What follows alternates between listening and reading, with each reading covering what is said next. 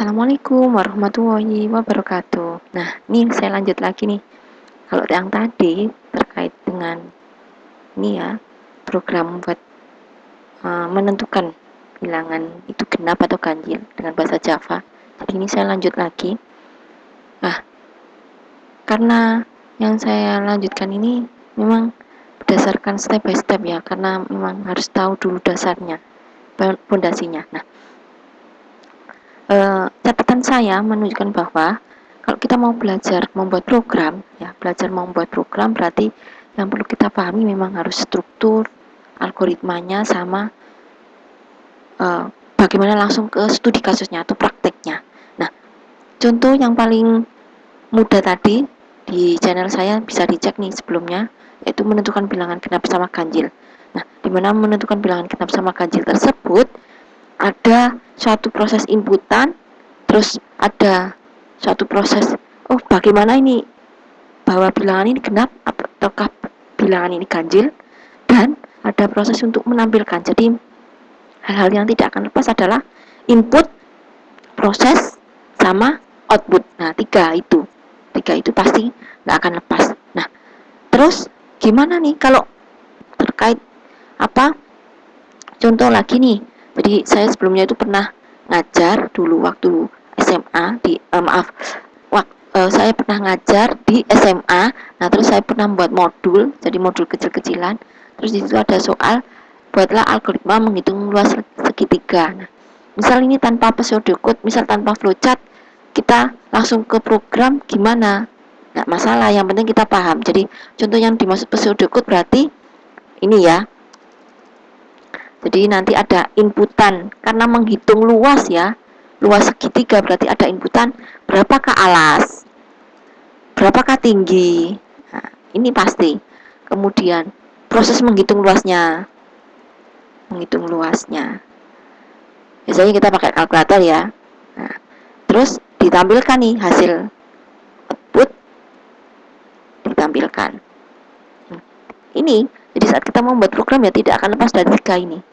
Ada bagaimana inputannya atau apa inputannya, terus bagaimana prosesnya, nanti prosesnya apa ini yang dilakukan. Kalau studi kasusnya menghitung luas ya berarti menghitung luas segitiga.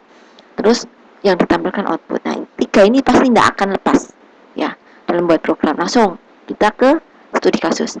Karena tadi yang saya jelaskan sebelumnya bisa dicek di channel saya bahwa untuk membuat program di Java kita butuh tool. Nah, di sini saya pakai tool NetBeans. Nah, di sini saya sudah ada package. Nah, kemudian saya tinggal nambah kelas saja di dalam package tersebut. Nih, oke. Package-nya diklik kanan, new Java class. Ya, kan buat file baru. Nah, filenya misalkan luas segitiga. Jadi nama file pasti akan sama seperti nama kelasnya. Ya, nih. Terus saya ulang nih. Kan di sini ada package, berarti nanti antar package. Di sini ada package. Nah, antar kelas yang di dalam package yang sama, maka bisa nih saling terhubung. Jika merasa, saya tadi sudah punya variabel-variabel banyak nih, biar tidak terlalu sering mendeklarasikan variabel, nanti kan pasti membuat memori saya banyak yang terpakai. Nah, monggo silakan. Tapi misalkan kalau ini hanya sebagai contoh studi kasus sederhana ya silakan dibuat lagi. Ini karena nanti ada inputan, berarti saya pakai scanner nih. Berarti harus impor java.util.scanner. Terus jangan lupa, karena nanti proses untuk menampilkan di layar, proses fungsi utamanya harus ada, berarti public static void main. Nah, langsung merah ya kalau nggak cocok. Jadi enaknya ARGS. Enaknya bahasa Java langsung kelihatan kalau merah.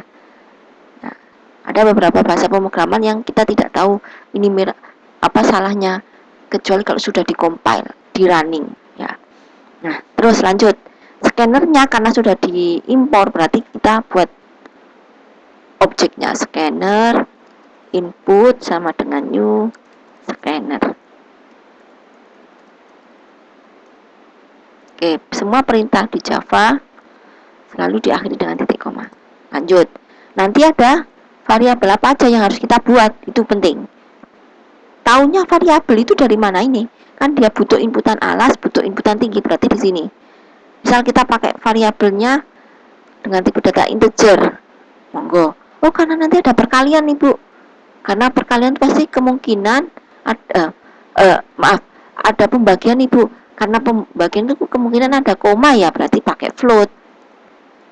Float, alas, float tinggi. Nah, ini cara mendeklarasikan variabel. Ya. Terus lanjut. Variabel tersebut perlu ditampung. Variabel tersebut dipakai untuk menampung inputan, berarti perlu nih menunjukkan bahwa oh silakan melakukan inputan, langsung dikasih dulu di keterangan layarnya. Out.print masukkan alas segitiga. Oke. Orangnya masukkan, berarti kita harus ini nampung, berarti alas kan ditampung di alas nih. Alas sama dengan input. Nah, input kan scannernya kan untuk mengenalinya. Nah, next in adalah tipe datanya. Lanjut. Karena yang diinputkan kan ada alas, ada tinggi, berarti lagi nih. Sistem out.print masukkan tinggi segitiga. Nah, karena nanti ada inputan tinggi, berarti ditampung di variabel tinggi. Jadi ini nampung ya, nampung. Terus tadi scannernya namanya apa? Oh, input. Nah, tipe datanya apa? Integer, berarti next in. Ini. Nah, terus ini prosesnya menghitung luasnya, berarti jangan lupa deklarasikan variabel lagi. Oh iya ya, ada luas, berarti luas. Saya simpan dengan variabel namanya luas, berarti luas sama dengan rumusnya kan setengah kali alas kali tinggi, berarti 1/2 dikalikan alas dikalikan tinggi. Oke. Kemudian ditampilkan nih luasnya, berarti system.out.print, saya pakai print learn agar nanti pindah baris halaman. Nah, ini luas segitiga. Nah, kalau mau menampilkan alasnya berapa tadi, tingginya berapa tadi, ya monggo.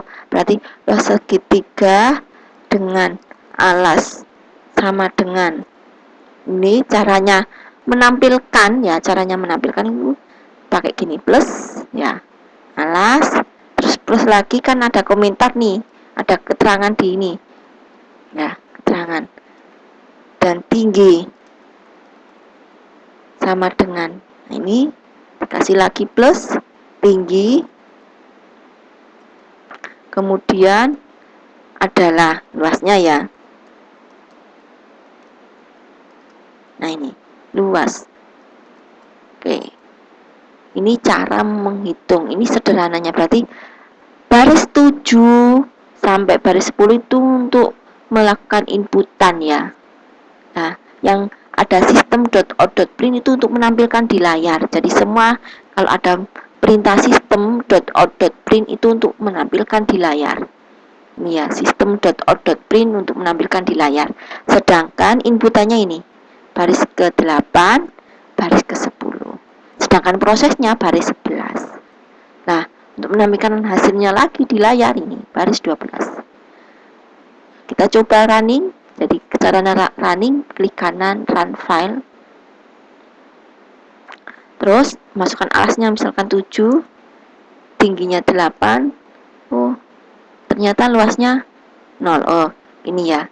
Jadi kalau ada kayak gini mending dikasih kurung ya, karena matematika kan lebih bagus pakai kurung ya. 0,5 ya, 0,5.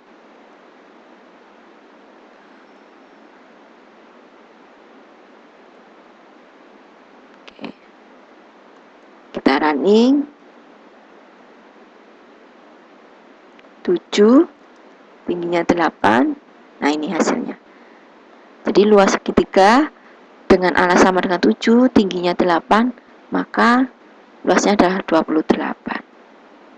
Oke, sekian yang bisa saya sampaikan. Mungkin ada request, monggo silahkan di komentar, jangan lupa di share dan di subscribe.